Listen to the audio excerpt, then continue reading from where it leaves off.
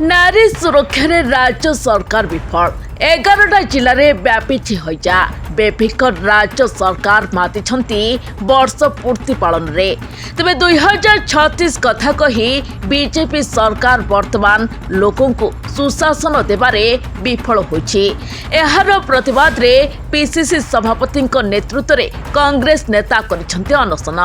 तेबे बीजेपी उत्सव रे नमाति लोकों पाखक जाई समस्या बुझु बोली प्रस्ताव देछि कांग्रेस। तेबे गोपालपुर रे महिला को गण दुष्कर्म बारिपदा रे महिला को घर टेकी नहीं गण दुष्कर्म केन्दुझर रे महिला को दुष्कर्म पर हत्या वर्षे भितरे ओडिशा रे प्रत्येक दिन 15टी गण दुष्कर्म हेउथिबा अभियोग करिछि कांग्रेस। पर्यटन स्थली ठारू आरंभ करी घर भितर केउठी भी सुरक्षित नुहंती महिला।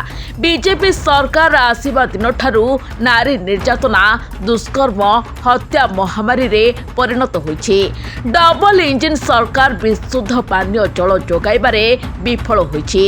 तेबे 11टी जिले में हईजा व्यापी गलानी 25 जीवन लोकों सरकार किंतु एसबु प्रति खातिर नहीं माति छंती वर्ष पूर्ति उत्सव रे। तेबे नारी निर्यातना और हईजा को मुख्य प्रसंग करी बीजेपी सरकार को घेरी कांग्रेस। बीजेपी रो वर्ष पूर्ति विरोध रे पीसीसी सभापति नेतृत्व रे अनशन आंदोलन करिछि दल।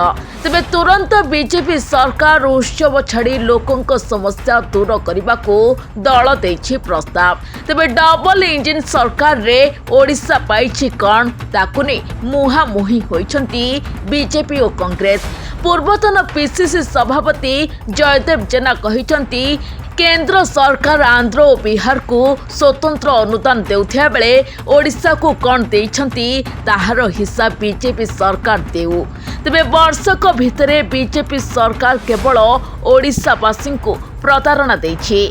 बीजेपी विधायक सरोज पाढ़ी कहते बीजेपी सरकार समय ओडिशा अधिक अनुदान पाई आईन श्रृंखला ठारू आरंभ करी नारी सुरक्षा सबु क्षेत्र में विफल राज्य सरकार तेजुछि जन असंतोष।